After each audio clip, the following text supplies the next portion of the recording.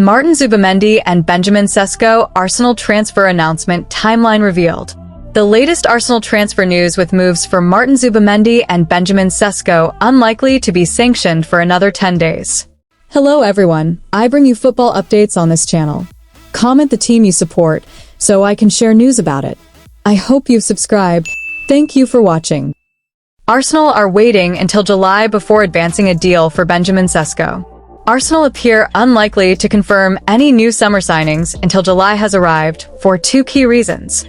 In the meantime, other Premier League sides have spent the last few weeks actively working on deals, with title rivals Liverpool and Manchester City agreeing 3 deals each. Ryan Cherki, Tijani Reinders and Ryan Ai Nori have joined the latter, while the champions have officially announced Jeremy Frimpong and Florian Wirtz. A deal for Bournemouth's Milos Kerkez has also been agreed. The Gunners, while not sanctioning any marquee deals, have not been left behind completely, however, with Martin Zubimendi set to join from Real Sociedad. That proposal actually reached the advanced stages back in February, but the final details have only just been resolved. Kepa Arrizabalaga also looks set to join for just £5 million, which is the release clause in his Chelsea contract, with signing a backup goalkeeper one of Mikel Arteta's summer aims. Zubimendi also had a release clause in his Real Sociedad contract, but Arsenal have opted to pay up to £55 million, €65 million, through installments as opposed to paying £51 million in full, as those funds would have first gone to La Liga before being released to Real Sociedad. The Spanish club also made a request in negotiations for the deal not to be ratified until July due to accounting reasons, with that suggesting his switch may not be officially announced for another 10 days. Nicholas Jackson apologizes to Chelsea teammates after Flamengo defeat. Nicholas Jackson said sorry to his Chelsea teammates after being sent off. Nicholas Jackson issued an apology to his teammates following his red card as Chelsea succumbed to defeat against Flamengo in the blistering heat. Jackson was shown the red card on his 24th birthday, a mere 4 minutes after being brought on as a substitute for a shocking X-rated tackle. The incident capped off 6 minutes of second-half chaos for Chelsea as Flamengo flipped the script, transforming a 1-0 deficit into a 2-1 lead before Jackson's dismissal. Chelsea's Marc Cucurella commented, "He's very sad. He tried to win the ball, had the bad luck that he kicked his leg, and that's it. He's a young player with a lot of quality, but maybe needs to improve a little bit in these things. But he has to learn." After the manager spoke, he said sorry, he didn't do it on purpose. "He's a very important player for us. We will miss him in the next game, but this is football." Chelsea manager Enzo Maresca, who now faces a must-win scenario in their final group match against Club Tunis to secure a spot in the knockout stages, stated, "It was a red card, so nothing else to say. They deserve to win." The Brazilians have proven too formidable for Europe's elite, following Botafogo's victory over Paris Saint-Germain and now Flamengo's triumph over Chelsea, who relinquished Pedro Neto's first-half advantage.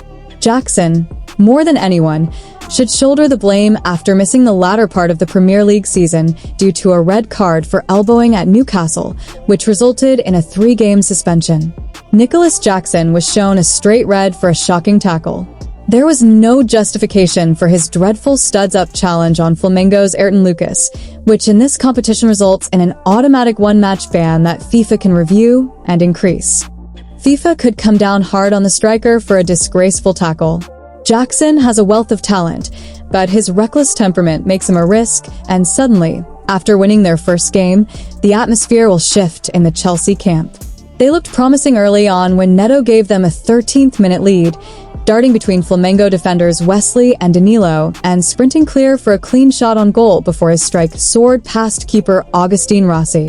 However, Chelsea couldn't secure a second goal, and Flamengo dominated the second half as the temperature climbed in the stadium in front of 54,019 spectators at the Lincoln Financial Field. Gonzalo Plata squandered a golden opportunity before he set up Bruno Henrique to equalize after 62 minutes. Chelsea couldn't handle a set piece, and Danilo was the first to respond, turning the game upside down just 3 minutes later. Jackson then received his marching orders before Wallace Jens scored the third, causing further chaos in the heart of the Chelsea defense. Man City and Arsenal warned it'll be impossible to stop Liverpool next season. Liverpool will be the team to beat once again in the Premier League next season, with Florian Wirtz coming in from Bayer Leverkusen to improve Arne Slot's lineup. Hello everyone, I bring you football updates on this channel. Comment the team you support, so I can share news about it. I hope you've subscribed. Thank you for watching. Liverpool head coach Arne Slot. Liverpool will be hard to stop next season, but Manchester City and Arsenal will both raise their levels after a summer of transfer spending. That is the view of former England ace and soccer pundit Sean Wright-Phillips. The former Chelsea and Manchester City winger believes that Liverpool is well placed to kick on again under Arne Slot, who took over from Jurgen Klopp in the summer of 2024. After a seamless transition that ended in a Premier League title victory, the Reds are undergoing a period of rejuvenation among its roster with a move for Florian Wirtz nearing. I don't think that it's definitely going to be harder for Arne Slot because now this is his own team and that he's not borrowing so much from Jurgen Klopp, Wright-Phillips said. I think next season's going to be tough for another reason. Next year, everything is just going to be so much harder for Liverpool, but everyone else too. Manchester City are going to be desperate to avoid making the same mistakes they did last season. They will not be complacent. Arsenal are going to give it that extra push after coming close 3 seasons in a row, and then you've got the other sides who will all be stepping it up.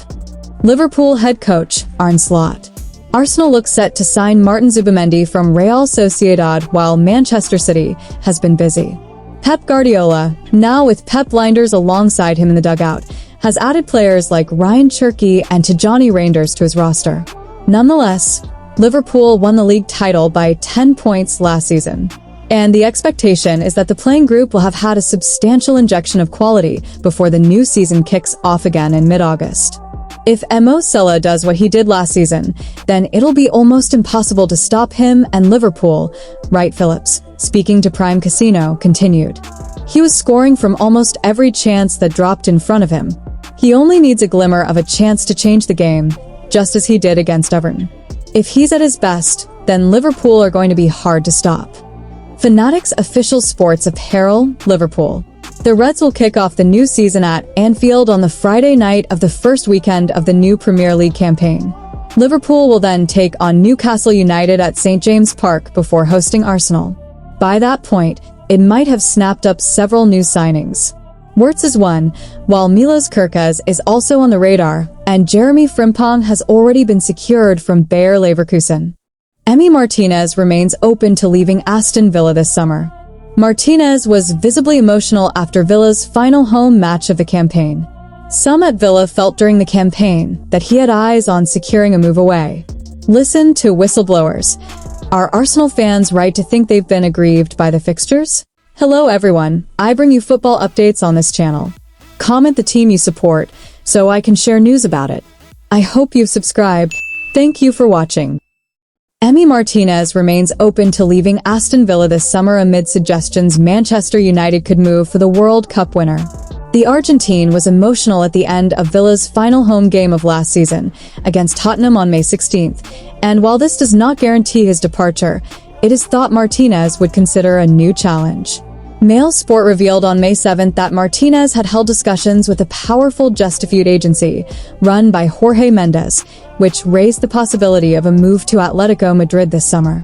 Yet Atletico, who have a strong Argentine core, could only advance for Martinez if their current number 1 Jan Oblak departs. Oblak has interest from the Saudi Pro League, yet the Slovenian, currently competing at the Club World Cup, has been unconvinced about leaving top-level European football. The 32-year-old also has 3 years left on a lucrative contract. Though Martinez signed a new 5-year deal with Villa less than a year ago, which made him one of the highest-paid players in the history of the club, some at Villa started to feel during last season that he had eyes on a move away. Emi Martinez remains open to leaving Aston Villa as links to Manchester United persist.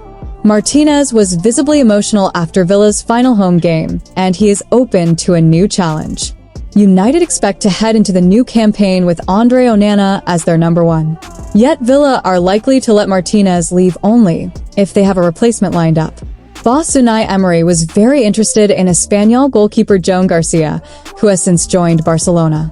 As things stand, United expect to head into the new campaign with Andre Onana as their number 1, even though Monaco have shown interest in the former Ajax and Inter Milan player.